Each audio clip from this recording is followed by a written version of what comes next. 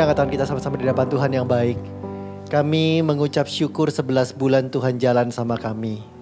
Apapun yang kami lalui selama 11 bulan ini, kami mau berkata pagi siang hari ini, Tuhan Yesus, Tuhan tetap baik buat hidup kami. Dan kami percaya langkah kami ke depan, Tuhan atur, Tuhan pelihara. Dan kami percaya ada pemulihan, ada berkat untuk setiap kami. Amin. Terima kasih buat satu hari lagi Tuhan berikan kami kesempatan untuk boleh ibadah. Kami percaya setiap doa pujian penyembahan kami jadi dupa yang harum, menyenangkan hati Tuhan dan itu membuat surga terbuka.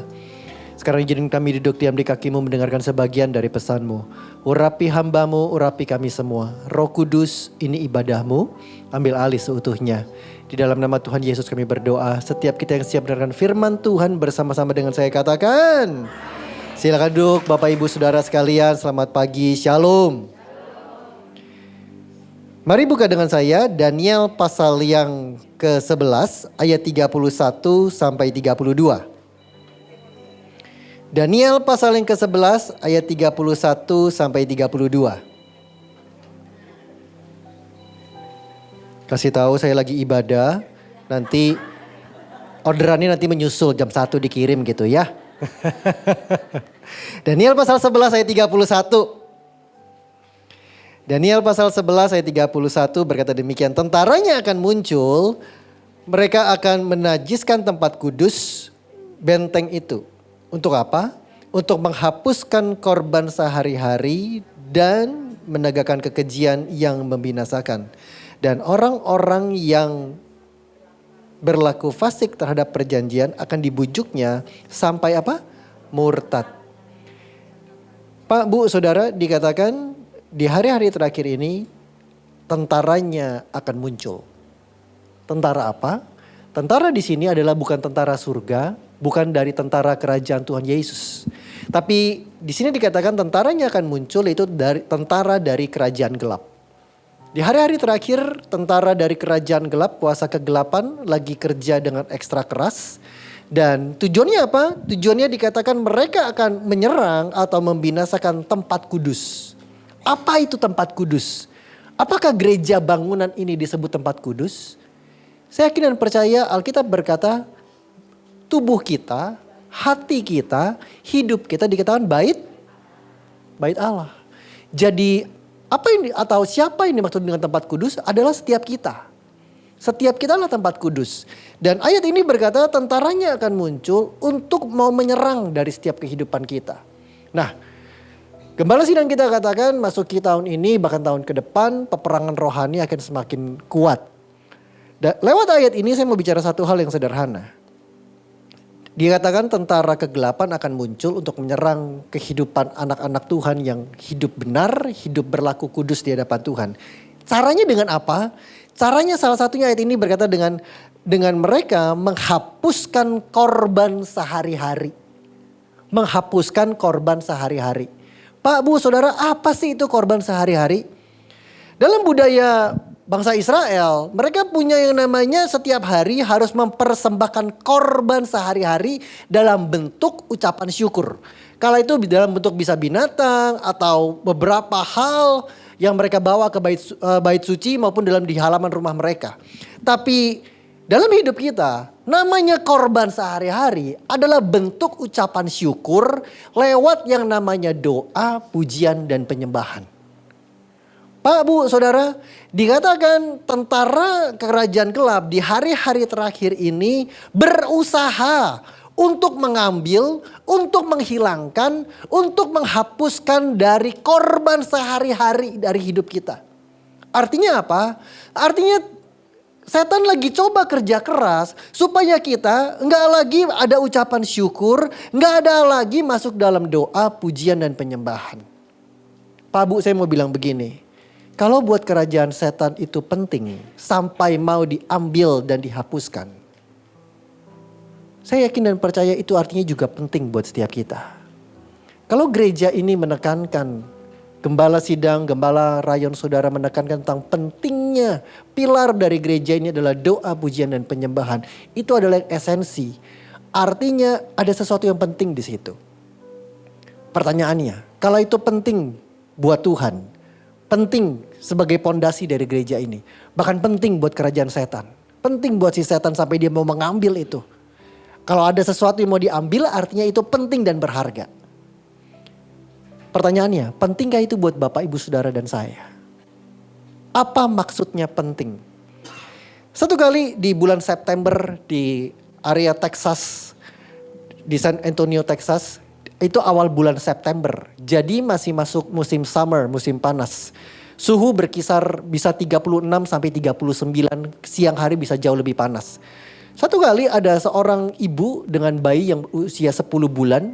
Dia berkendara bersama dengan kakak perempuannya menuju ke satu tempat. Sampai di lokasi tersebut, entah bagaimana, itu bayinya yang usia 10 bulan ketinggalan di jok belakang mobilnya. Dalam kondisi mobil menyala, jendela mobil tertutup dan kunci mobilnya ketinggalan di dalam. Suhu itu jam 11 siang. Suhu berkisar 38 derajat Celcius. Bayangin panasnya udah kayak oven. Udah gak ada udara. Itu bayi dari diem mulai keringetan, mulai nangis. Dari nangis pelan sampai nangis kenceng sampai udah lemah dan warnanya berubah. Ibunya udah begitu panik. Itu daerah sepi banget. Dan bayangin jam 11 siang suhu 38. Orang juga malas kali keluar rumah kan begitu ya. Itu udah coba pakai ranting pohon, dia coba pakai segala macam penggaris apapun untuk coba buka pintu mobil. Dia teriak-teriak minta tolong, nggak ada yang keluar membantu dia. Dia telepon 911, 911 bilang kami butuh sekian belas menit untuk tiba di tempat ibu. It's too late, udah terlambat. Dalam putus asa dia nangis, dia liatin bayinya, dia coba-coba gedor jendela mobilnya. Tiba-tiba sebuah mobil derek lewat. Langsung ibu ini menghadang mobil derek itu. Dikendarai oleh seorang pemuda namanya Fred Ariola. Dan ibu ini langsung menjelaskan situasinya. Fred dengan cepat cuma ngelihat kondisi si bayi. Balik ke mobil dereknya, diambil palu, dipecahkan jendela mobilnya dan bayi itu selamat. Tapi Bu, apa yang diterima oleh pemuda yang namanya Fred Ariola ini? Yang diterima bukan apresiasi dan ucapan terima kasih. Yang diterima adalah caci maki dan surat pengadilan. Di kantor polisi dan pengadilan, si ibu menuntut. Dia berkata kepada Fred, kenapa kamu pecahin jendela mobil saya? Sederhana, Fred menjelaskan situasinya. Dan Fred bertanya kepada ibu muda ini. Jadi, buat saya mau bertanya, apa yang penting buat ibu? Nyawa bayimu atau jendela mobilmu? Tadi ibu-ibu begitu saya cerita ini beberapa langsung geleng-geleng kepala. Aduh keterlaluan banget tuh ibu. Pertanyaan yang sama. Kalau korban sehari-hari lewat doa, pujian, penyembahan, ucapan syukur. Itu penting. Pentingkah itu buat Bapak, Ibu, Saudara dan saya? Mari kita refleksikan 11 bulan sudah kita lalui. Masuki Desember. Masihkah korban sehari-hari itu ada di hati kita dan di hidup kita? Pentingkah itu buat setiap kita? Hari ini saya mau ngomong tentang lebih kuat tentang doa. Kekuatan sebuah doa. Ada seorang Jepang namanya Toshifumi Fujimoto. Toshifumi Fujimoto. Saya nggak bisa tampilkan fotonya di sini. Orang Jepang ini viral. Kenapa viral di sosial media? Karena dia punya satu hobi. Apa hobinya? Hobinya jalan-jalan. Kenapa? Apa yang salah dengan hobi jalan-jalan? Dengar dulu. Jalan-jalannya bukan ke Bali, bukan ke China, bukan ke Hawaii, bukan ke Jepang, bukan ke Korea. Kemana jalan-jalannya? Dia hobi jalan-jalan ke tempat perang. Afghanistan, Irak, Iran, Libanon. Dia hobi ke sana. Ngapain? Foto-foto. Jadi di foto kalau yang saya bisa tampilkan, dia datang, kalau ke tempat perang orang pakai seragam tentara bawa senapan. Dia bawa tustel, dia bawa kamera, dia bawa tongsis. Satu kali wartawan AFP, wartawan Amerika yang sangat terkenal, berita AFP itu mewawancarai dia. Dan nah ini dia, kok media bisa punya? Puji Tuhan. Ini dia. Dan satu kali wartawan mewawancarai dia dan tanya begini. Kenapa kamu hobi pergi ke tempat perang? Apa kamu gak takut? Kamu akan ditembak. Ini daerah konflik, daerah perang. Bukan lihat pantai yang bagus, angin semilir, lihat salju mulai turun. Enggak. Peluru berdesing, bom meledak di mana-mana. Kamu gak takut kena tembak. Kamu gak takut dikejar-kejar oleh musuh. Toshifumi Fujimoto ini ketawa di depan wartawan itu dan bilang begini. Hahaha, saya ini turis. Saya ini memberikan devisa buat negara yang saya kunjungi. Kamu wartawan perang. Kamu yang mestinya takut. Kamu yang akan dikejar-kejar musuh. Saya ini turis. Gak mungkin ditembak. Gak mungkin dibunuh. Wartawan ya garuk-garuk kepala. Ternyata Fujimoto orang stres. Supir truk di Jepang, supir truk stres, berhenti dari kerjaannya, diceraikan istrinya, anak-anaknya memutuskan hubungan dari dia. Sisa uang yang ada dia pergi ke negara-negara konflik, mungkin. Supaya berharap dia kena tembak, mungkin. Tapi di ujung dari artikel yang saya baca, wartawan AFP itu memberikan sebuah statement atau pertanyaan yang cukup menggelitik hati saya. Dia tulis begini, turis kok di medan perang. Turis kok di medan perang? Pertanyaan itu menggelitik hati saya, Bu. Kenapa? Mari kita periksa hidup kita. Alkitab bilang hidup kita setiap hari adalah peperangan. Peperangan. Ketika Bapak Ibu Saudara bangun di pagi hari, itu udah mulai perang. Saudara memilih untuk doa dan ucap syukur, atau saudara memilih untuk takut dengan keadaan, memilih untuk menerima intimidasi dari si setan, memilih untuk menyerah dengan keadaan, itu peperangan semua. Dan pertanyaan si wartawan itu bilang begini, turis kok di medan perang? Seringkali kita tidak menyadari status dan kondisi kita bahwa kita, ingat DNA gereja ini adalah prajurit Tuhan yang gagah perkasa. Yang punya gaya hidup, doa, pujian, penyembahan, melakukan kehendak Bapa pada zaman ini. Dikatakan prajurit. Seorang prajurit otomatis kita sudah ngerti bahwa kehidupan kita adalah peperangan. Maaf beribu maaf. Seringkali yang tidak kita sadari, hidup kita seperti turis. Kita berpikir kita menjalani kehidupan ini seperti turis. Kalau ditanya lebih enak turis atau lebih enak sebagai prajurit, lebih enak turis lah. Seringkali kehidupan kekristenan dianalogikan seperti kapal perang dan bukan kapal pesiar. Apa bedanya? Kalau kita naik kapal pesiar, kita sebagai raja, kita sebagai turis. Dari ketika nyampe di pelabuhan sudah disambut, sudah ditanya berapa nomor kamarnya. Kalau VIP bahkan suite room, langsung kopernya semua dibawa, diantar, di assist, di guide khusus sampai ke kamarnya. Mewah kamarnya, wangi, penuh dengan AC dan lain sebagainya. Mau makan 7 kali sehari kata teman saya juga silahkan. Mau ada semua fasilitas dari olahraga, renang, nge-gym, apapun, yoga, apapun, you name it. Mau shopping begitu banyak tempat shopping di kapal pesiar. Kenapa? Kita turis. Tapi kalau kita naik kapal perang, begitu naik kita sudah ngerti. Semua barang bawaan kita harus bawa. Situasi dan kondisi kita harus selalu siaga. Kita harus dengar-dengaran dengan perintah dari komando, dari komandan kita. Komandonya berkata, ayo kumpul sekarang waktunya apel siaga. Jam 5 pagi pun, masih ngantuk pun kita harus bangun. Dan di kapal perang, semua orang gak bisa santai-santai. Semua orang harus ambil bagian. Supaya kapal itu tetap berjalan. Kalau ditanya lebih enak mana? Kalau orang yang normal pasti milih kapal pesiar. Saya juga.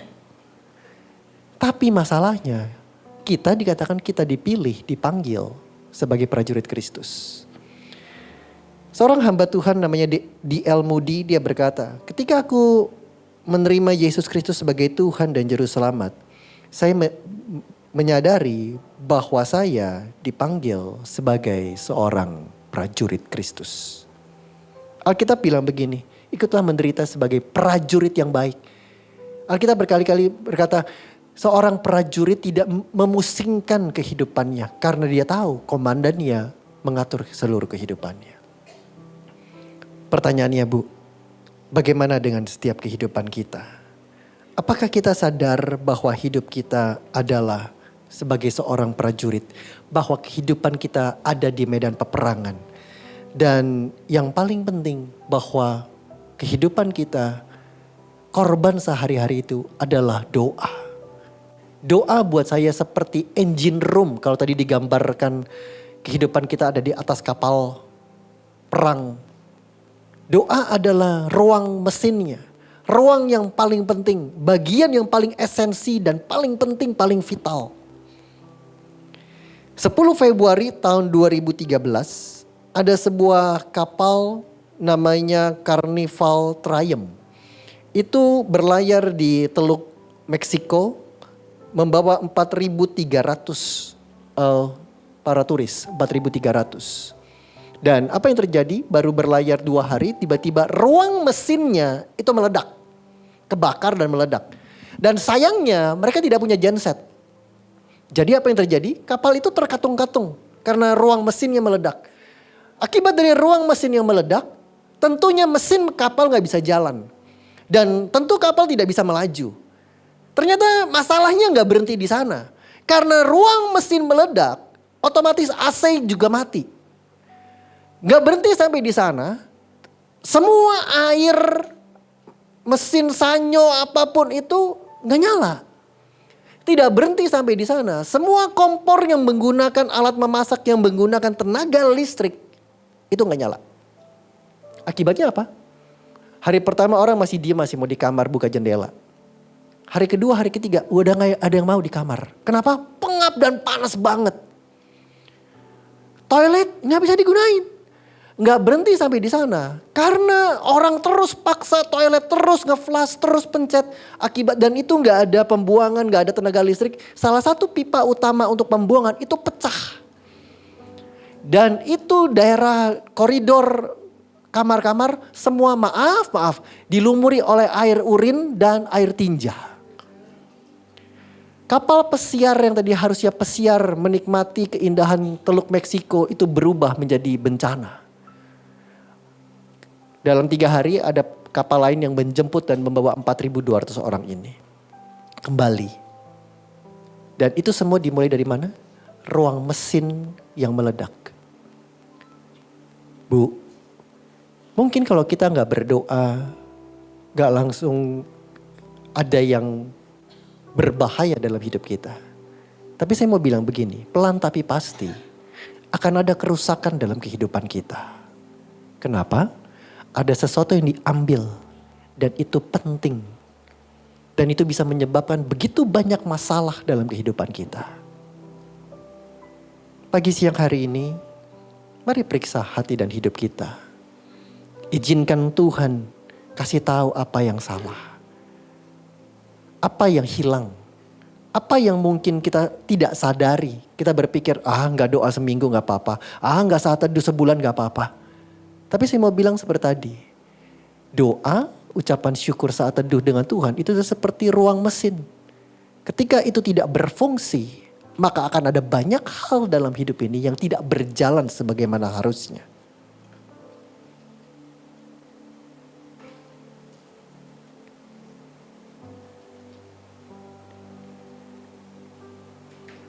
Yeremia 29 ayat 12 bilang begini. Yeremia pasal 29 ayat 12. Kita seringkali bertanya mungkin, apa iya Tuhan Yesus dengar doa saya? Buktinya saya udah doa sekian lama, kok gak ada jawaban? Ayat ini mau bilang begini, kalau kita dengar Yeremia 29 seringkali kita terpaku pada ayat 11 yang berkata rancanganku, rancangan damai sejahtera, masa depan yang penuh dengan pengharapan, betul? Tapi mari kita lihat ayat 12. Ayat 12 dia bilang begini. Dan apabila kamu apa? Berseru dan datang untuk apa? Berdoa. Maka aku akan apa? Tuhan janji ayat ini bilang kalau kamu datang untuk berdoa. Tuhan janji aku pasti mendengarkan kamu. Pertanyaannya berapa sering? Berapa banyak kita datang kepada Tuhan untuk berdoa. Supaya Tuhan dengarkan doa kita.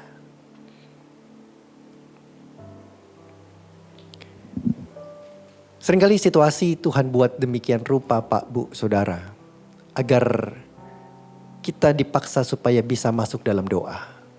Tadi saya bilang, dari awal saya bilang tema khotbah saya tujuannya pentingnya doa. Doa itu adalah sesuatu yang esensi dan penting. Tahun 2001 seorang hamba Tuhan gembala di New York, Amerika Serikat namanya Tim Keller. Dia punya jemaat puluhan ribu. Dan di usianya yang memasuki usia 60 tahun, dia dideteksi menderita kanker tiroid. Dan ketika diperiksa sudah masuk stadium akhir. Di saat yang bersamaan, istrinya menderita penyakit Crohn, GERD akut, penyakit lambung akut. Jadi, dan itu dokternya sama. Begitu masuk, dokternya kasih tahu kamu sakit ini, istrimu sakit ini. Obatnya berbeda, terapinya berbeda, tapi ada satu pesan yang sama dari dokter ini untuk suami istri ini.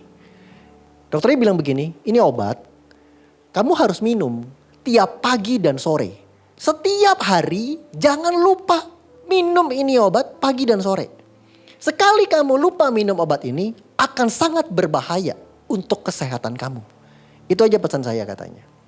Dan suami istri ini mulai gak pernah lupa minum obat itu pagi dan sore. 1 minggu berjalan, satu pagi istrinya bilang begini sama suaminya. Tuhan tegur kita banyak hal. Kita bisa menggembalakan puluhan ribu orang.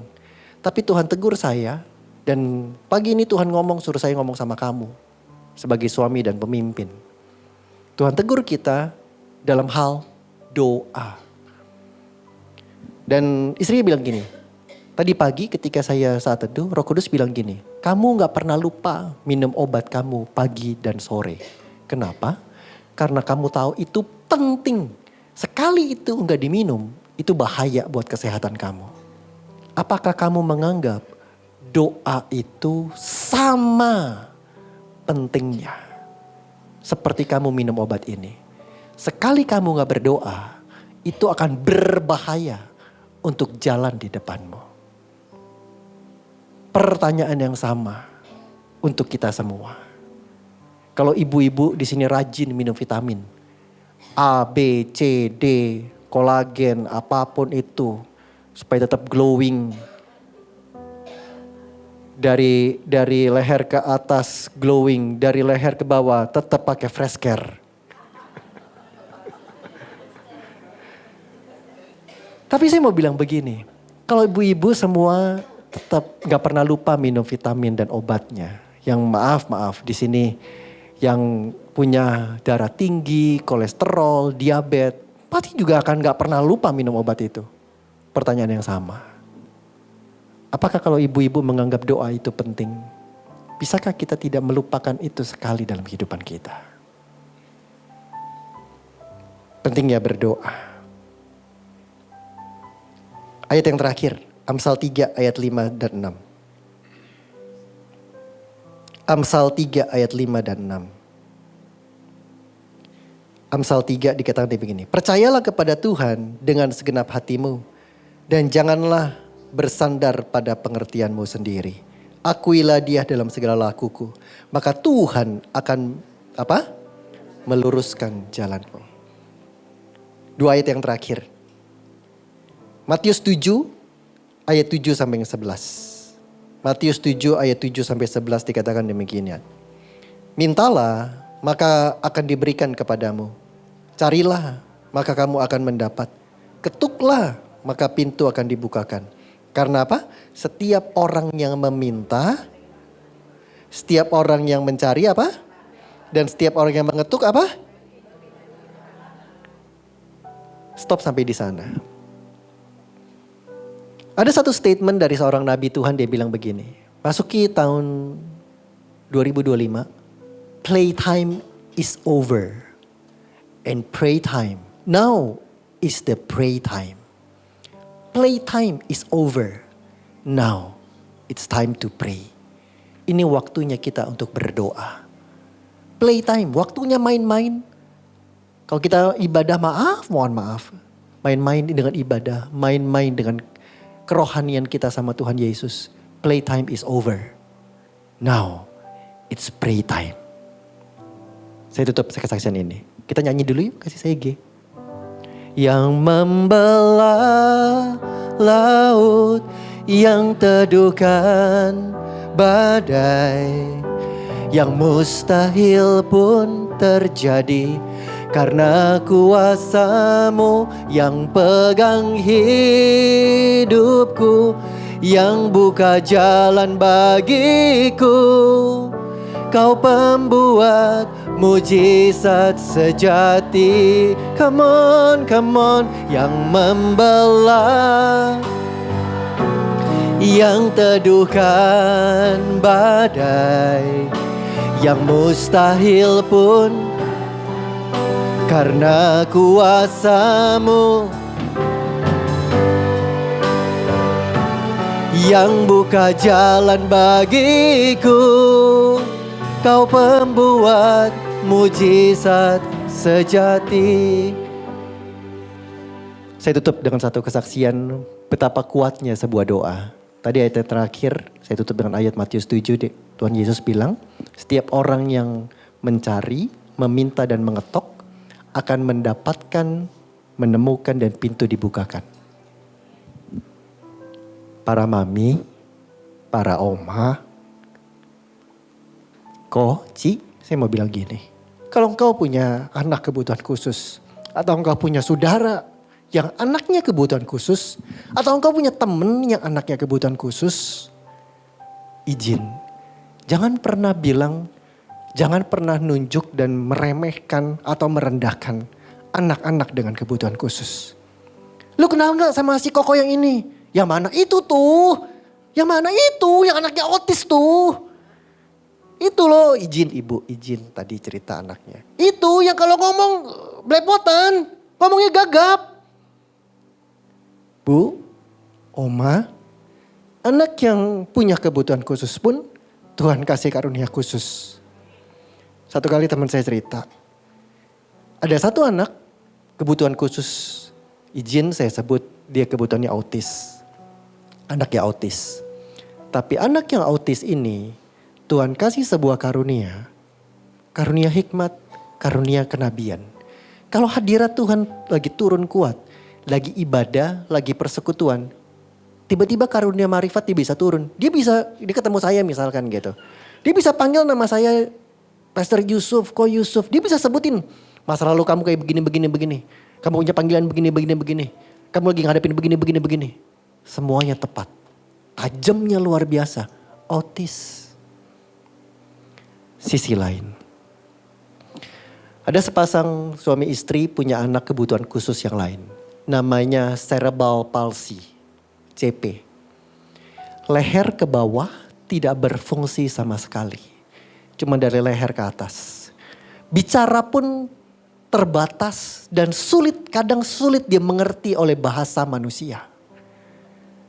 Anak ini cowok dan dari leher ke bawah gak bisa berfungsi. Jadi cuma diranjang doang. Minta makan atau apa cuma bisa teriak. Tapi satu kali dua anak ini ketemu. Teman saya di tengah-tengah. Ini dua anak ketemu. Papasan begini. Yang otis nunjuk ke yang CP. God's warrior. 3 kali dia sebut, dia tunjuk anak yang CP tadi. God's warrior. Teman saya yang ngerti ini karunia, nyamperin dia anak yang autis. Dek, kenapa? Kok kamu nunjuk dan sebut God's warrior sama Koko itu? Anak yang autis dengan bahasa autisnya dia bilang, he is the God's warrior. Teman saya punya kesempatan ngobrol dengan keluarga yang punya anak CP atau cerebral palsy ini. Dan mereka cerita panjang, lebar, tinggi dan dalam. Awalnya keluarga ini dari keluarga yang cukup baik, beradalah. Karena anaknya kebutuhan khusus, dijual semuanya demi pengobatan, demi progres, demi kesembuhan dari anak ini. Semua dijual. Ada kemajuan? Ada, tapi tidak banyak. Akhirnya dari yang mereka tinggal di komplek bagus, rumah bagus, punya semuanya. Sekarang mereka tinggal di gang kecil di rumah petak. Tapi ajaibnya, setiap kali anak ini satu kali papanya bilang begini. Ko, doa yuk ko. Biar Tuhan berkati. Kita punya mobil. Gak usah mobil baru, gak usah mobil bagus. Yang penting papa gak susah kalau bawa kamu mau terapi. Sekarang kita naik motor. Kamu udah 14-15 tahun. Kalau mau naikin kamu ke motor mau pergi terapi perlu 2-3 orang. gendong kamu ke motor, diikat pakai motor, panas kepanasan, hujan kehujanan, sampai tempat terapi kita harus ada 2-3 orang lepasin ikatan, turunin dari motor masuk tempat terapi. Doa yuk kok, biar Tuhan berkati kita punya mobil. Gak usah bagus kayak dulu, gak perlu baru. Paling tidak kamu tidak kepanasan dan kehujanan, papa gak perlu susah payah bawa kamu terapi. Anak yang dengan bahasa yang bahkan manusia sulit mengerti, mengeluarkan air mata dan doa sama Tuhan. Dalam hitungan yang sangat singkat, Tuhan berkati dan kasih sebuah mobil. Satu kali mamanya doa, bilang sama anaknya ini, Ko, doa yuk Ko. Minta Tuhan berkati. Kita rumahnya jangan di gang petak, rumah gang sempit kayak begini. Gak perlu rumah gedong komplek mewah kayak dulu, gak perlu. Tapi paling gak rumah kita ada di jalan. Kalau bisa masuk mobil, kalau mau ajak kamu pergi terapi, mau ajak kamu ibadah, mau ajak kamu cool. Langsung gak perlu kita keluarin kamu dari gang dorong-dorong kamu. Tapi bisa langsung masuk mobil dan bisa langsung keluar. Doa yuk kok. Anak ini cuma nangis dengan bahasa sekali lagi yang mungkin manusia sulit mengerti. Tapi dalam waktu yang sangat singkat, Tuhan berkati dan mereka bisa punya rumah yang tepat seperti yang mereka inginkan. Bukan komplek besar, bukan rumah gedong, tapi paling gak itu muat mobil. Dokter udah bilang, anak ini cuman bisa makan dengan makanan tertentu. Dan anak ini tidak bisa mendengar maupun melihat. Maka dari itu, bicaranya juga susah. Anak ini buta dan budek. Tapi moms, Ci, Nai, Oma, tolong jelaskan sama saya. Tolong jelasin sama saya. Kalau medis bilang anak ini buta dan budak, kenapa waktu dia doa, surga bergetar dan surga jawab? Tolong jelasin sama saya. Saya mau bilang begini, kalau anak yang medis bilang buta dan budak, bahkan kalau doa pun cuma bilang, yang maaf mungkin manusia gak nangkep. Tapi surga dengar, itu geterin hati surga. Dan surga jawab, apalagi kita. Pertanyaan saya, kapan terakhir engkau doa? Kapan terakhir kita bersimpuh di kaki Bapa kita di surga Tuhan Yesus? Goyang kaki Bapa kita sampai surga terbuka. Bukankah tadi Tuhan Yesus yang janji di Matius 7? Minta, ketok, cari, maka pintu akan dibukakan. Mari bangkit berdiri sama-sama. Yang membelah, yang teduhkan, yang mustahil pun terjadi. Karena kuasa-Mu pegang hidupku, yang buka jalan bagiku. Kau pembuat mujizat sejati. Mari nyanyikan dari awal. Haleluya. Di dalam kelemahanku, sempurna kuasa-Mu. Hebatnya tantanganku, lebih hebat Tuhanku. Ku berserah kepadamu. Sekali lagi. Di dalam kelemahanku, sempurna kuasa-Mu. Hebatnya tantanganku, lebih hebat Tuhanku. Ku berserah kepadamu, yang membelah, yang teduhkan badai, yang mustahil pun terjadi.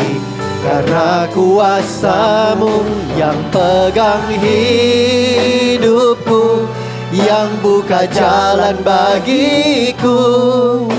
Kau berbuat mujizat terjadi.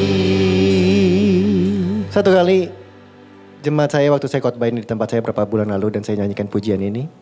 Dia cerita sama saya. Duit di dompetnya tinggal 30 ribu. 30 ribu. Rekening di semua banknya udah zero. Dan kita tahu kondisi perekonomian sedang tidak baik-baik saja. Toko dia begitu sepinya. Pagi itu 30 ribu. Dan dia gak mau cerita sama istri dan anak-anaknya. Karena dia tahu itu akan lebih membebani. Waktu saya khotbah hari Minggu. Dia sangat diberkati. Pulang dia minta saya doain. Hari Senin sepanjang pagi dia nyanyi lagu ini. Di jalan buka toko. Dan dia cuma bilang gini. Tuhan aku percaya. Hebatnya tantanganku. Lebih hebat Yesusku. Tanpa dia sadar. Yang belah laut. Yang teduhkan badai. Lagi jalan sama dia. Hari itu langsung pemutarbalikan keadaan. Tuhan kasih buat dia. Lewat apa? Lewat doa. Hari ini saya mau bilang begini. Tantangan apa yang hebat buat engkau? Bilang sama dia. Lebih hebat Yesusku. Mari bersimpu di kaki Tuhan. Gedor pintu surga. Dan kau akan lihat yang belah laut. Yang teduhkan badai. Jalan sama kita. Mari angkat tangan kita sama-sama. Haleluya. Yang membelah laut, yang teduhkan badai, yang mustahil pun terjadi karena kuasa-Mu. Pegang hidupku, yang buka jalan bagiku. Kau pembuat mujizat terjadi. Come on, come on. Belah ralabaya ralabaya ralaban badai. Hika kanana ya ralabaya ralaba terjadi karena kuasa-Mu yang hidupku, yang buka jalan bagiku. Kau pembuat mujizat terjadi. Kasih tepuk tangannya buat Yesus kita. Oh, ya Tuhan, yang teduhkan badai. Come on God. Mustahil pun terjadi karena kuasa-Mu yang pegang hidupku, yang buka jalan bagiku. Kau pembuat mujizat terjadi. Ayo doa, ayo doa. Oh ralabaya ralabaya ralabaya ralabaya ralabaya. Oh ralabaya ralabaya ralabaya ralabaya. Come on, come on. Haleluya. Inana naraya ralabaya. Inana naralabaya syandi. Ya ratakan mana ye. Haleluya. Naralabaya syanda. Terpuji namamu. Terima kasih Yesus. Haleluya. Ralabaya ralabaya ralabaya ralabaya. Ya ratakan mana. 1 menit yang terakhir. Saya minta setiap mata terpejam, gak ada yang lihat kiri, gak ada yang lihat kanan. Saya tahu seringkali hebatnya tantangan hidup kita. Dan seringkali kita berkata begini, aku udah doa kok. Aku udah doa Pastor. Tapi gak kuat rasanya. Aku udah di tepi, di ujung dari kekuatanku. Seringkali engkau butuh yang namanya dukungan doa. Pagi ini, berapa banyak dari engkau yang berkata, aku butuh dukungan doa. Kalau engkau orangnya, mari angkat tanganmu di hadapan Tuhan. Terima kasih Tuhan, terima kasih Tuhan. Berapa banyak dari engkau yang tahu pesan ini untuk engkau, mari angkat tanganmu di hadapan Tuhan. Oh ratakan nama ya ralaba. Terima kasih Tuhan, terima kasih. Roh Kudus gerakin saya. Kalau engkau yang angkat tangan dan butuh dukungan doa, mari maju, saya mau doa buat saudara. Mari maju, saya mau doa buat saudara. Haleluya. Di saatku tak berdaya, kuasa-Mu yang sempurna. Ketika ku percaya, mujizat itu nyata. Bukan karena kekuatan, namun Roh-Mu ya Tuhan, ketika ku berdoa, mujizat itu nyata. Di saat ku tak berdaya, kuasa-Mu yang sempurna, ketika ku percaya, mujizat itu nyata. Bukan karena kekuatan, namun Roh-Mu ya Tuhan, ketika ku berdoa, mujizat itu nyata. Di saat ku tak berdaya, kuasa-Mu yang sempurna, ketika ku percaya, mujizat itu nyata.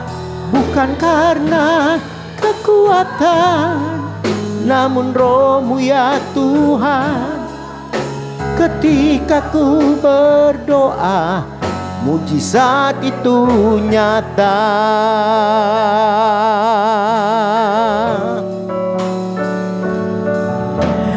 Tak terbatas kuasa-Mu Tuhan, semua dapat Kau lakukan.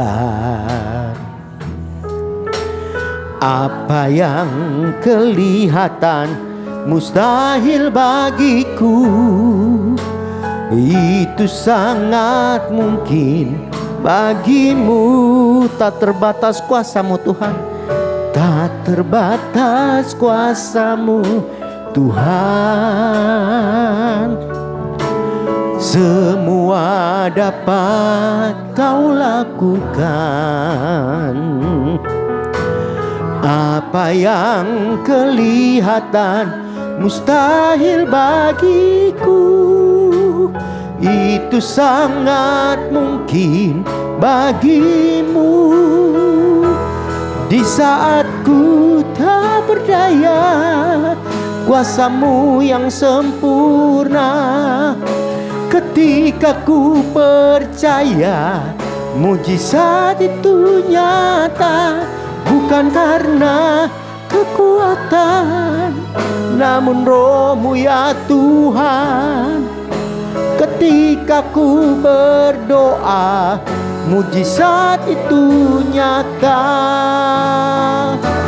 Di saat ku tak berdaya, kuasa-Mu yang sempurna, ketika ku percaya, mujizat itu nyata. Bukan karena kekuatan. Mari Bapak Ibu Saudara kedaulatan kita dan siap terima berkat Tuhan. Kiranya Tuhan menghadapkan wajahnya kepada setiap kita, menyinari kita dan memberikan kita kasih karunia yang berlimpah-limpah dari Allah Bapa di surga. Dalam Putra yang tunggal Tuhan kita Yesus Kristus, persekutuan yang intim dan manis dengan Roh Kudus turun dalam hidup kita mulai dari siang ini sampai Maranatha. Tuhan datang kali yang kedua menjemput mempelainya. Setiap kita yang diberkati Tuhan, sama-sama katakan amin.